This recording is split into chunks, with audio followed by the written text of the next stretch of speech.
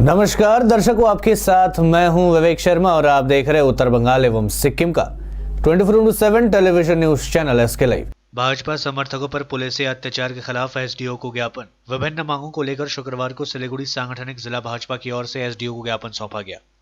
इससे पहले इन मांगों को लेकर आज भाजपा की ओर से एक रैली भी निकाली गई। वहीं राज्य में पुलिस के अत्याचार एवं भाजपा नेताओं व कार्यकर्ताओं पर लगातार हो रहे हमले के खिलाफ भाजपा समर्थकों ने एसडीओ कार्यालय के सामने प्रदर्शन भी किया। इसके साथ ही भाजपा के युवा कार्यकर्ताओं ने सड़क अवरोध कर विरोध प्रदर्शन किया।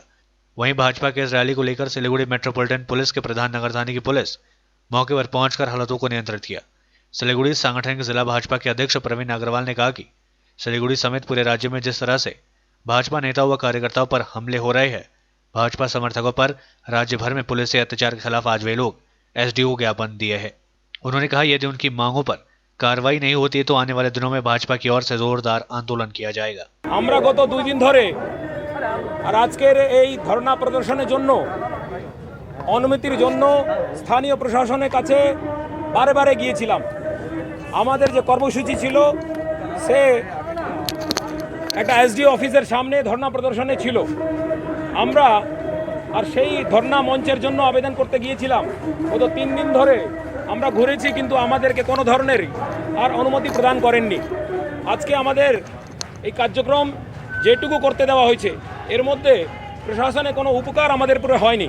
কেন প্রশাসন রাজ্য সরকারের কাঠপুতুল হিসাবে ব্যবহার করে আর কাঠপুতুল হিসাবে এখানে কাজ করছে।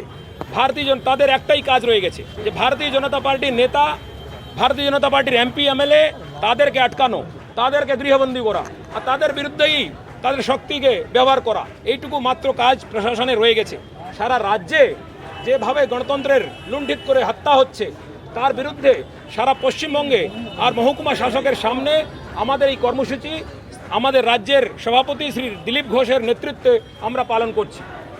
যেভাবে পুরো পশ্চিমবঙ্গে যে সরকার চলছে, যে কোনো মানুষ যদি ভারতীয় জনতা পার্টিকে যোগদান করে তো তার উপরে মিথ্যা কেস মামলা দিয়ে থানায় তাকে গ্রেপ্তার করে আর তার এমন মারা হয় যে তার পরের দিন দেখে মৃত্যু হয়ে যায়। এই ধরনের পরিস্থিতি চলছে সারা পশ্চিমবঙ্গে। যদি কেউ জয় শ্রীরামের নারা লাগায়, জয় শ্রীরাম উদ্ঘোষ করে, তাহলে তার হত্যা হয়ে যাচ্ছে। আমরা কি পাকিস্তানে বইছি? এটা কি তালিবানের সরকার চলছে? 5 তারিখে যখন রাম মন্দিরের শিলান্যাস হয়েছিল সেদিনটা এখানে লকডাউন করা হলো, আর মুহররমের দিন কিন্তু লকডাউন ছিল না। এই সরকার 30% মানুষদের জন্য শুধু সরকার চলছে।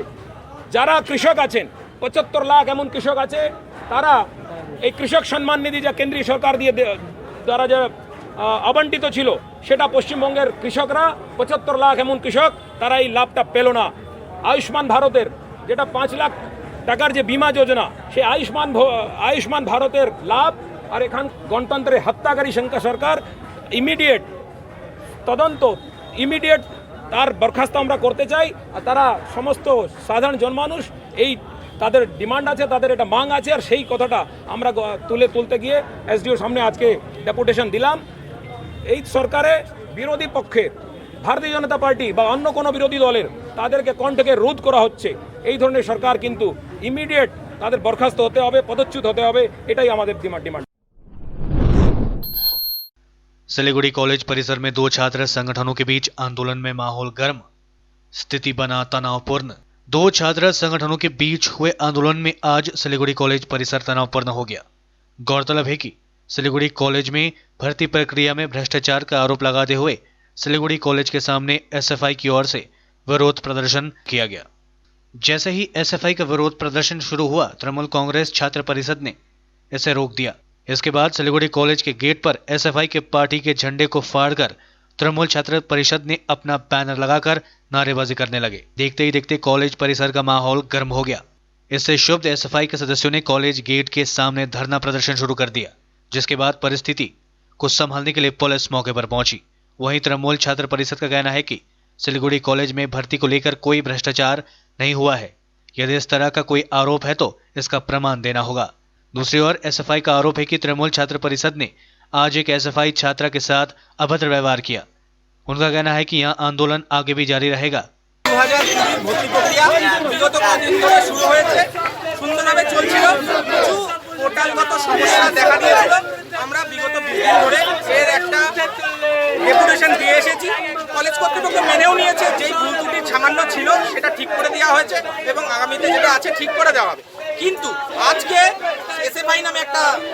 ছিন্ন হয়ে যাওয়া দল, বাংলায় যার কোনো অস্তিত্ব নেই, তারা এসে ছাত্রছাত্রীদের মনে বিভ্রান্ত সৃষ্টি করার জন্য কলেজ গেটে এসে নানা রকম ঝামেলা সৃষ্টি করছে।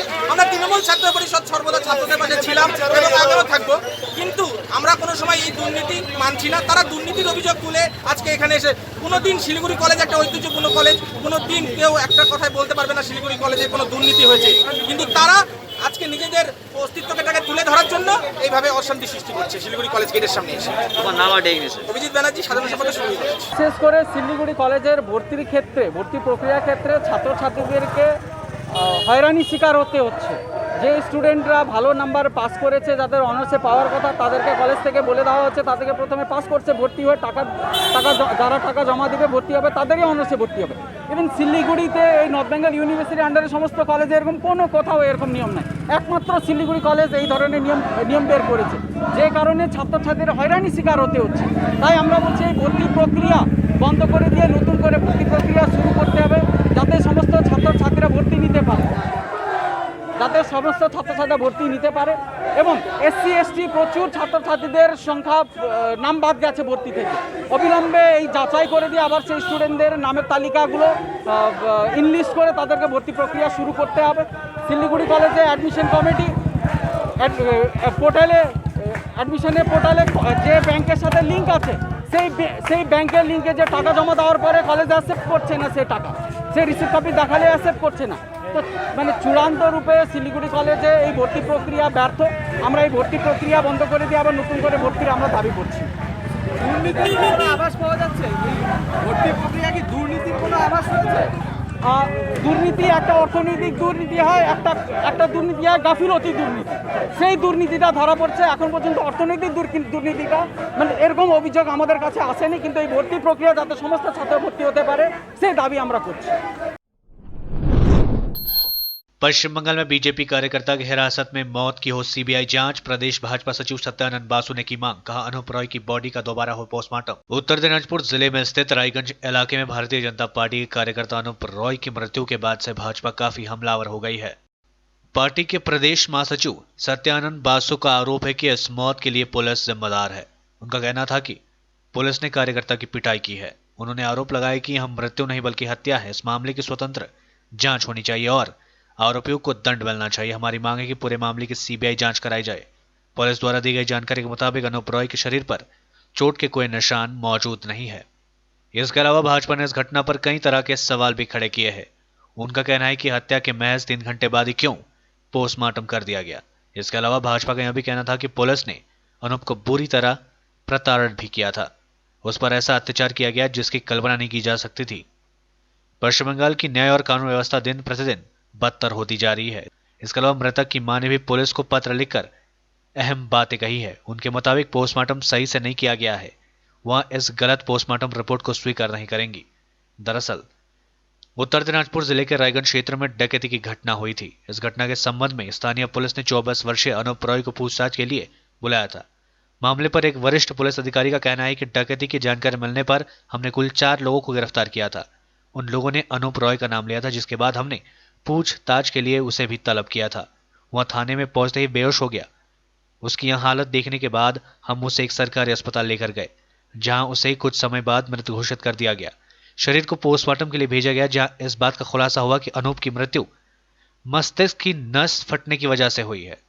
मृतक अनूप रॉय भारतीय जनता पार्टी की स्थानीय इकाई का कार्यकर्ता था। भारतीय जनता पार्टी के कार्यकर्ताओं के अलावा अनूप के परिवार वालों ने भी मामले की स्वतंत्र जांच की मांग उठाई है। बासु ने कहा कि पश्चिम बंगाल में भाजपा कार्यकर्ताओं के साथ होने वाले हिंसा की यह पहली घटना नहीं है। इससे पहले भी ऐसी तमाम घटनाएं सामने आ चुकी। हाल ही में कथित तौर पर तिरंगा फहराने को लेकर हुए विवाद में बीजेपी के एक कार्यकर्ता की हत्या कर दी गई थी। घटना हुगली के आरामबाग स्थित खनकुल में हुई थी। सत्ताधारी तृणमूल कांग्रेस के गुंडों पर हमला करने का आरोप था। मृतक भाजपा कार्यकर्ता का नाम सुदर्शन परमानिक था। अहमदाबाद के विधायक और चोपड़ा में युवती की मौत की सीबीआई जांच की मांग फिर से उन्होंने दोहराई। পশ্চিমবঙ্গে ল অ্যান্ড অর্ডার বলে কিছু নেই। সাম্প্রতিককালের এখানে যে ঘটনা রায়গঞ্জ থানায়, আমি এখনো পর্যন্ত আমার কাছে এসছে জানকারি, এখানে একজন পুলিশ অফিসার আছে এসআই মোর্তাজা বা এরকম কোনো নাম আছে, তার নেতৃত্বে শুধু বিজেপি করার অপরাধে যেভাবে ছেলেটিকে মারা হয়েছে এবং কেউ কেউ বলছেন গুলি করা হয়েছে। এই ফ্যাসিস্ট সরকার বিজেপি করার জন্য এভাবে মানুষকে খুন করতে পারে, এটা পৃথিবীর কোনো দেশে হয় না। ভারতবর্ষের কথা তো বাদ দিন, 109 জনকে আমরা এখনো পর্যন্ত হারালাম বর্তমান সরকারের রাজত্বে। একজনেরও বিচার হয়নি, একজনেরও সাজা হয়নি, একটা ক্ষেত্রেও সলভ হয়নি, একটাতেও সিবিআই ইনকোয়ারি হয়নি। হয় স্বাভাবিক মৃত্যু যেমন এসপি বলছেন, আর নয়তো এখানকার বিধায়ক মারা যাওয়ার পরে যেমন বলা হয়েছিল সুইসাইড। তৃণমূল কংগ্রেস খুন করেছে, এরকম ক্ষেত্রে এখনো পর্যন্ত কোনো ব্যবস্থা, শাস্তি দেওয়া, তৃণমূলের নেতাকে ধরে মামলা মোকদ্দমা চালানো, কোনো কিছু এখনো হয়নি। কাজেই বোঝা যায় এখানে আইনও নেই, বিচারও নেই, গণতন্ত্র নেই। এটা ফ্যাসিস্ট সরকারের রাজত্বে আমি তর্কের খাতিরে মেনে নিলাম সে অপরাধী। তাহলে পিটিয়ে মারবে নাকি, গুলি করে মারবে না? আমি তর্কের খাতিরে মেনে নিচ্ছি অপরাধী। আমাদের কাছে যা जानकारी বলুন সূচনা আছে, 24 বছরের ছেলে অনুপ। स्वयंसेवी संस्था ने सिनेमा हॉल के कर्मचारियों के लिए बढ़ाया मदद का हाथ। कोरोना वायरस से चले लॉकडाउन के बाद अनलॉक की अवधि में शहर के सभी सिनेमा हॉल बंद है। सिनेमा हॉल बंद होने से यहाँ के कर्मचारियों को भारी आर्थिक संकट में दिन बिताना पड़ रहा है। उनके समक्ष खाद्य संकट पैदा हो गया है। इसे देखते हुए शहर के एक स्वयंसेवी संस्था की ओर से मदद का हाथ बढ़ाया गया है। शुक्रवार को संस्था की ओर से सिलीगुड़ी के कंचनजंगा स्टेडियम के सामने सिनेमा हॉल के कर्मचारियों को खाद्य सामग्री व कपड़े प्रदान किए गए। बता दें कि महीने तक चले लॉकडाउन के बाद वर्तमान समय में भी देश भर के साथ साथ सिलीगुड़ी में भी सिनेमा हॉल्स बंद है। सिनेमा हॉल बंद हो जाने से यहाँ के कर्मचारी बेरोजगार हो गए हैं। ইউনিক ফাউন্ডেশন সকলে জানেন যে ইউনিক ফাউন্ডেশন বিগত 1 বছর ধরে মানুষের সেবায় আছে। তা লাস্ট এই 5 মান্থ প্যান্ডামিকের জন্য আমরা বিভিন্ন স্তরের মানুষের কাছে পৌঁছানোর চেষ্টা করেছি। সে মানুষের কারো ওষুধ নেই, কারো রাত্রিবেলা 3টার সময় ব্লাড লাগবে, কাউকে অ্যাম্বুলেন্স লাগবে। তো এই পরিষেবাটা আমরা দিয়ে আসছি আজকের দিন পর্যন্ত। এই ডেপুটেশনের বিষয়টা যেটা শিলিগুড়ি কলেজে বর্তমানে আমরা জানি যে একটা হটকারী সিদ্ধান্ত নেওয়া হয়েছে, যেখানে প্রত্যেকটা কলেজে প্রত্যেক বছর বা এবছরও অন্যান্য কলেজে প্রথমে অনার্স কোর্সে ভর্তি হয়, প্রথমে অনার্সের কাউন্সেলিং হয় এবং তারপর যে সমস্ত স্টুডেন্টরা অনার্সের সুযোগ পায় না তারা পাস কোর্সে ভর্তি হয়। কিন্তু শিলিগুড়ি কলেজে এবছর একটা ব্যতিক্রমী হটকারী সিদ্ধান্ত নিয়েছে যে তারা বলেছে যে প্রথমে তারা অনার্সে পাস কোর্সে সবাইকে ভর্তি নেবে এবং সেখান থেকে যারা অনার্সে চান্স পাবে সেখানে তারা যাবে। এর ফলে অনেক কটা সমস্যার সৃষ্টি হয়েছে। প্রথমত ছাত্রছাত্রীরা এটাই জানে না যে এরকম একটা নিয়ম আছে। তারা সবাই এটাই জানে যে প্রত্যেক বছর যেভাবে হচ্ছে তারা পাশে ভর্তি হবে না, ভালো মেরিট আছে তো তারা যখন অনার্সে সুযোগ পাবে অনার্সেই হবে। কিন্তু এইভাবে করে আচমকা এই সিদ্ধান্তের ফলে অনেক ছাত্রছাত্রী পাশে ভর্তি হয়নি, ফলে তারা অনার্সে ভবিষ্যতে ভর্তি হতে তাদের ভবিষ্যৎ এই মুহূর্তে একটা অনিশ্চয়তার সম্মুখীন। দ্বিতীয়ত যদি কেউ সেখানে ভর্তি হয়েও যে শিলিগুড়ি কলেজে পাস করছে এবং পরবর্তীকালে অন্য কলেজে সে অনার্সের সুযোগ পায় এবং শিলিগুড়ি কলেজে সেই সুযোগটা না পায়, ফলে সেই ছাত্রছাত্রীর যে ভবিষ্যৎ আছে সেটাও তখন অনিশ্চিত হয়ে যাবে। কারণ সে শিলিগুড়ি কলেজে পাশে হয়ে থাকবে কিন্তু অন্য কলেজে অনার্সে যেতে তখন তাকে টিসি নিতে হবে বা অন্য অলরেডি অ্যাডমিশন হয়ে গেছে সেই টাকাটা ফেরত পাওয়ার জন্য তাকে বারে বারে শিলিগুড়ি কলেজের চক্কর ঘুরতে লাগবে। তো এই বিষয়গুলো নিয়ে এইভিপি আজকে ডেপুটেশন দেওয়া হয়েছে, যেহেতু শিলিগুড়ি কলেজ উত্তরবঙ্গ বিশ্ববিদ্যালয়ের অধীন আমরা জানি। তো শিলিগুড়ি কলেজে এই বিষয়টাতে উত্তরবঙ্গ বিশ্ববিদ্যালয় কর্তৃপক্ষ যেন হস্তক্ষেপ করে এবং তারা এই বিষয়টা দেখে, এই বিষয়ে আমরা এইভির পক্ষ থেকে জানিয়েছি বিশ্ববিদ্যালয় কর্তৃপক্ষকে। এবং যদি এই বিষয়টা না দেখা হয় খুব শীঘ্রই, তাহলে এইভির পক্ষ থেকে খুব শীঘ্রই এই বিষয়ে শিলিগুড়িতে বৃহত্তর आंदोलने। राज्य सरकार की अनुमति मिलते ही मालदा में चलने लगेगी पैसेंजर ट्रेन। मालदा जिले में पैसेंजर ट्रेन चलने को पूरी तरह तैयार है। राज्य सरकार की अनुमति मिलते ही मालदा में पैसेंजर ट्रेनों का परिचालन शुरू हो जाएगा। फिलहाल मालदा जिले में 2 ट्रेन पदातिक एक्सप्रेस एवं ब्रह्मपुत्र मेल चलाई जा रही है। रेलवे मालदा जिले में पैसेंजर ट्रेनों के परिचालन को पूरी तरह तैयार है, बस राज्य सरकार हरी झंडी का इंतजार है। मालदा रेलवे डिवीजन के डीआरएम यतेंद्र कुमार ने शुक्रवार को संवाददाताओं से बातचीत में ये बातें कही। उन्होंने कहा कि राज्य के चीफ सेक्रेटरी ने रेल बोर्ड के चेयरमैन को फिलहाल ट्रेनों का परिचालन बंद रखने का पत्र भेजा है। इस बात को ध्यान में रखते हुए फिलहाल मालदा जिले में पैसेंजर ट्रेनों का परिचालन बंद रखा गया है। उन्होंने कहा कि जिले के विभिन्न इलाकों से लोग मालदा जिले में पैसेंजर ट्रेनों का परिचालन शुरू करने का अनुरोध कर रहे हैं। हावड़ा जमालपुर इंटरसिटी एक्सप्रेस चलाने के लिए नियमित रूप से जिले के विभिन्न इलाकों से लोगों के आवेदन रेलवे को मिल रहे हैं, लेकिन राज्य सरकार की अनुमति मिलने के बाद ही जिले में ट्रेनों का परिचालन शुरू किया जा सकेगा। साथ ही उन्होंने कहा कोरोना महामारी में मालदा रेलवे डिवीजन को आर्थिक तौर पर व्यापक नुकसान पहुंचा है। फिलहाल केवल मालगाड़ी चलाई जा रही है। मालगाड़ियों की बुकिंग 24 घंटे जारी है, लेकिन पैसेंजर ट्रेन नहीं चलने के कारण रेलवे को आर्थिक नुकसान झेलना पड़ रहा है। प्रतिदिन रेलवे को पैसेंजर ट्रेन से 34 लाख रुपए का कारोबार होता था।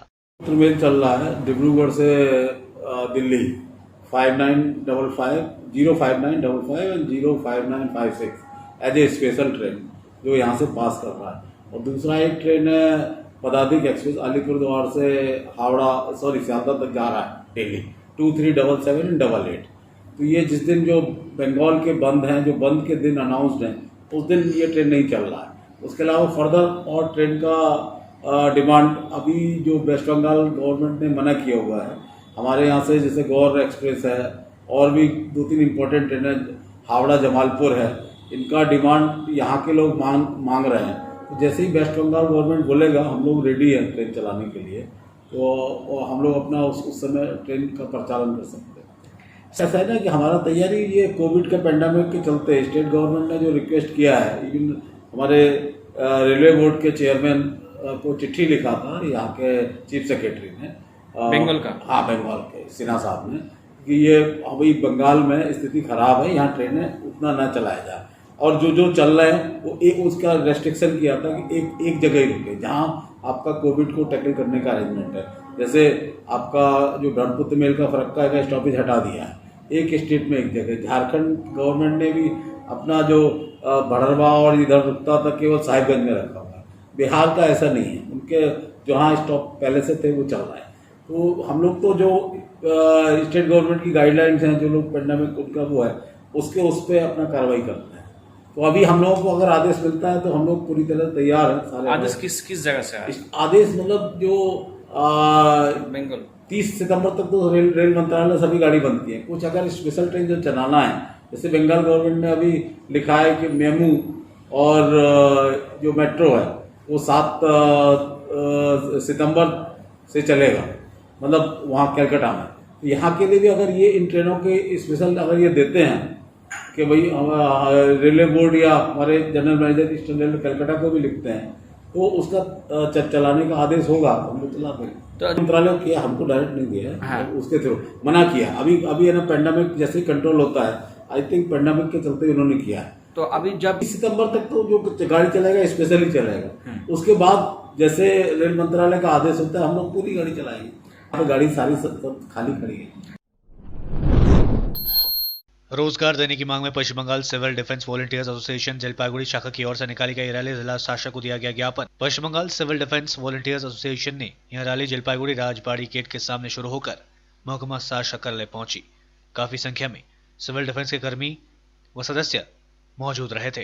एसोसिएशन की तरफ से जिला शासक को ज्ञापन सौंपा गया। इन लोगों का कहना था कि सिविल डिफेंस में प्रशिक्षण प्राप्त काफी संख्या में लोग बेरोजगार है।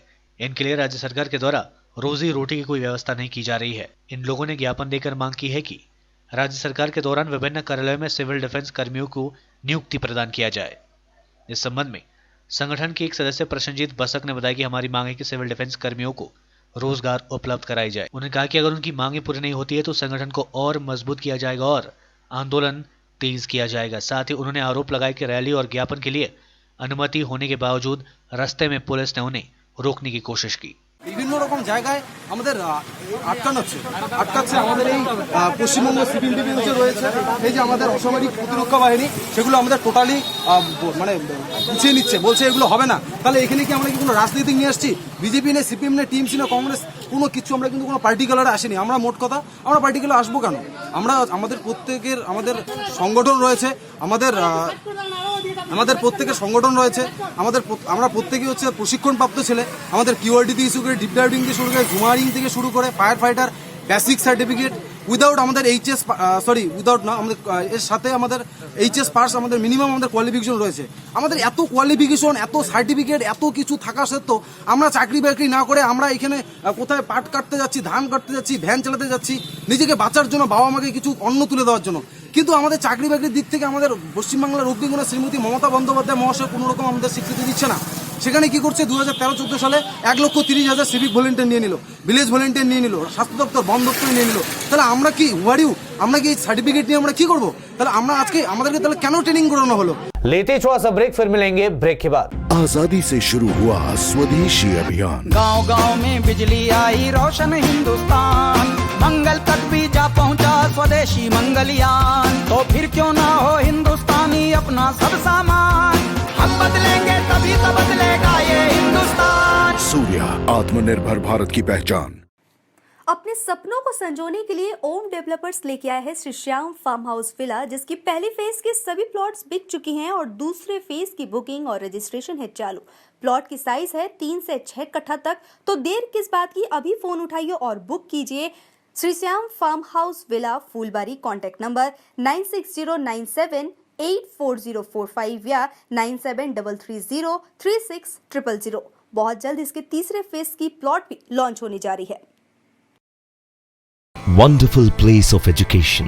ICFI University, Sikkim. Committed and dedicated faculty, career-oriented programs, comprehensive mode of learning, vibrant campus life, extracurricular and co-curricular activities, cultural programs will give you wings to your creative thoughts.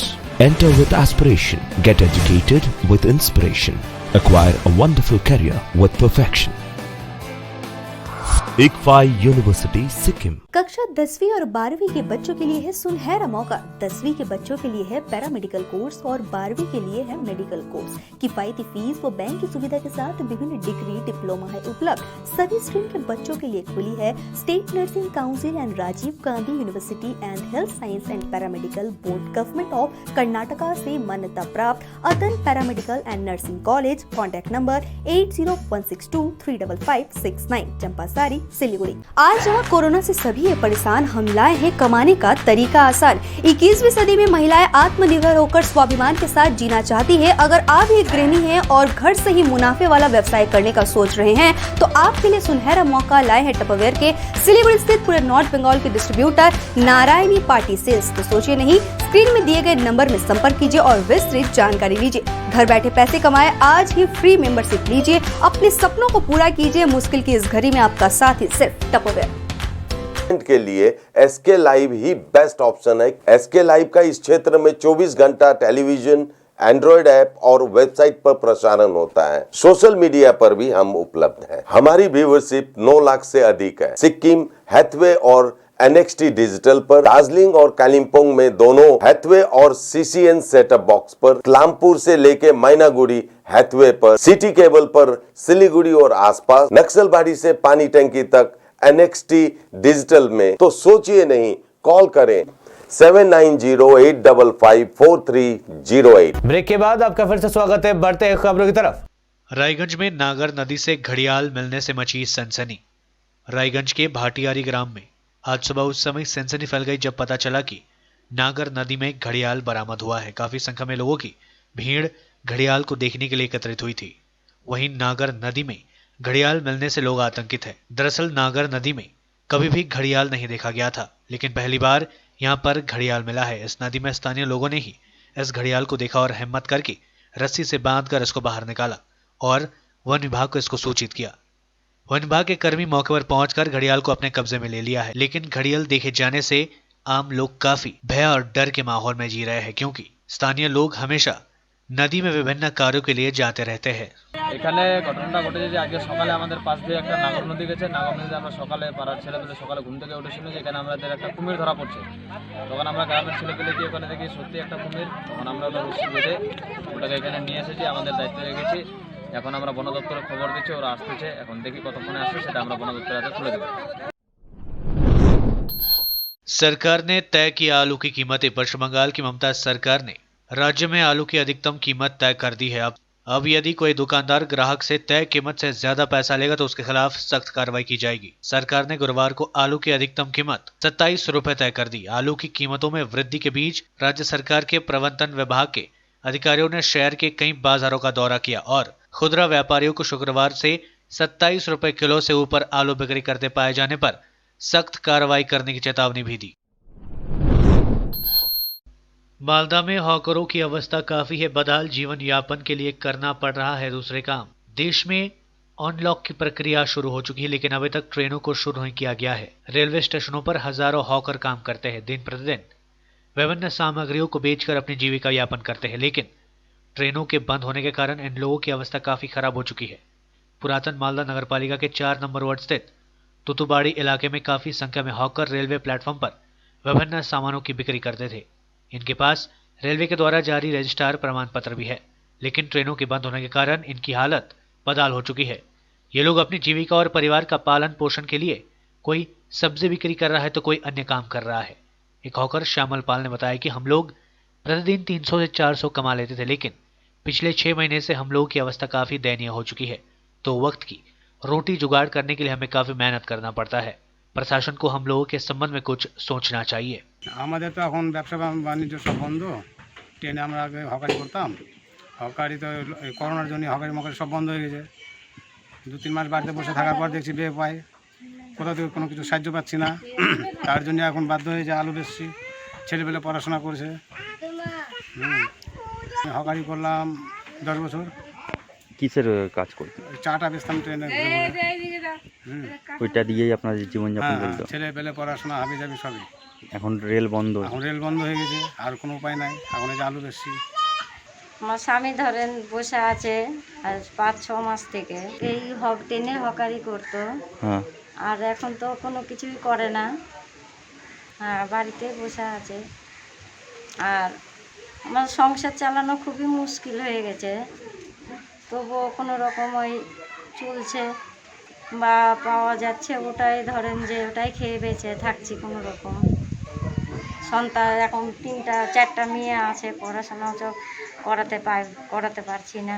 আপাতত এই লকডাউনের জন্য প্রায় 5-6 মাস আমি কোনো কাজকর্ম করি না বা হকারি করতে পারছি না, আদার্স কোনো কাজকর্ম করি না। আমি রেলে খাদ্য সামগ্রী বিক্রি করতাম। কি কি? যেমন কাজু, ভুজিয়া, চিড়ে, চকলেট, ছোলা, বাদাম, আরও অনেক কিছুই আছে। চকলেট। আমার এই ব্যবসা করে মোটামুটি চলে যেত। আমাদের পরিবারের 6 জন আমরা ফ্যামিলি মেম্বার। আমি, আমার স্ত্রী এবং 4 কন্যা।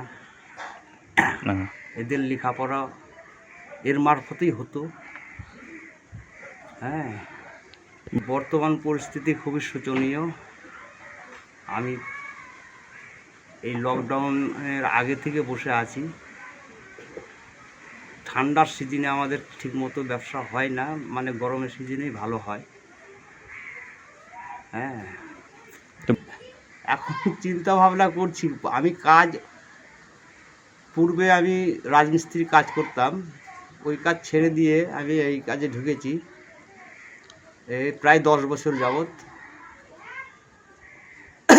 কিন্তু আমি এখন রাজমিস্ত্রির কাজ করতে পারি না, এই কারণে রোদ বৃষ্টি এবং চোখের সমস্যা হয়। अकेले कार या साइकिल चला रहे व्यक्ति के लिए मास्क पहनना जरूरी नहीं, स्वास्थ्य मंत्रालय ने दी जानकारी। कोरोना के संक्रमण को रोकने के नाम पर दिल्ली समेत पूरे देश की पुलिस लोगों का चालान काटने में लगी हुई है। इसी सिलसिले में कार में अकेले बैठकर उसे चला रहे लोगों का चालान भी काटा जा रहा है। अब केंद्रीय स्वास्थ्य मंत्रालय ने साफ कर दिया है कि अकेले बैठकर कार चला रहे लोगों में मास्क पहनने का कोई दिशा निर्देश जारी नहीं किया गया है। इसी तरह अकेले साइकिल चला रहे व्यक्ति के लिए भी मास्क पहनना जरूरी नहीं है। देश में बदस्तूर जारी है कोरोना वायरस का कहर। एक दिन में आए 83,000 नए केसेस, कुल संख्या 39 लाख के पार पहुंची। देश में 24 घंटे में 83,341 पॉजिटिव केसेस सामने आए। 1,096 लोगों की मौतें हुई। अब तक 39,36,748 मामले आए। 68,472 लोगों की मौतें हो चुकी है। 30,37,000 मरीज ठीक भी हो चुके हैं। फिलहाल 8,31,000 लोग संक्रमित है। महाराष्ट्र में 8,43,844 पॉजिटिव केसेस है। 25,586 लोगों की मौतें हो चुकी है। आंध्र प्रदेश में 4,65,370 मामले आए। 4,200 लोगों की मौतें हो चुकी है। तमिलनाडु में 4,45,851 मामले सामने आ चुके हैं। 7,608 लोगों की मौतें हुई है। कर्नाटक में 3,70,206 मामले सामने आए हैं। 6,54 मरीजों की मौतें हो चुकी है। उत्तर प्रदेश में 2,47,101 नए मामले सामने आ चुके हैं। 3,691 लोगों की मौतें हो चुकी है। यह आंकड़े पूरे देश के विभिन्न महानगरों के हैं। ब्राजील में संक्रमितों का आंकड़ा 40 लाख के पार पहुंचा। दुनिया में अब तक 2.64 करोड़ केसेस सामने। दुनिया में कोरोना वायरस के अब तक 2,64,58,155 नए मामले सामने आ चुके हैं। इनमें 1,86,51,057 मरीज ठीक हो चुके हैं, जबकि 8,72,507 लोगों की मौतें हो चुकी है। ये आंकड़े www.worldometers.info कोरोना वायरस के मुताबिक है। ब्राजील में संक्रमितों का आंकड़ा अब 40 लाख से भी ज्यादा हो चुका है। हेल्थ मिनिस्ट्री ने इसकी पुष्टि की है। दूसरी तरफ अमेरिका ने अक्टूबर में वैक्सीन लाने की तैयारी की है। इसके लिए राज्य को प्लान करने की तैयारी के आदेश दे दिए गए हैं। ब्राजील अमेरिका के बाद सबसे ज्यादा संक्रमण से प्रभावित देश है। यहां मरीजों का आंकड़ा गुरुवार रात 40 लाख के पार हो गया। 24 घंटे के दौरान यहां कुल 43,773 नए मामले सामने आए। सरकार ने कहा है कि हेल्थ मिनिस्ट्री संक्रमण रोकने की पूरी कोशिश कर रही है। हेल्थ मिनिस्ट्री ने अपने बयान में माना कि स्लम एरिया में किए गए उपाय बहुत कारगर साबित नहीं हुए हैं। इनकी वजह से संक्रमितों का आंकड़ा बढ़ रहा है। आज के लिए बस इतना ही और मुझे दीजिए इजाजत और देखते रहिए SK लाइव, आपका समय आपकी खबर। धन्यवाद।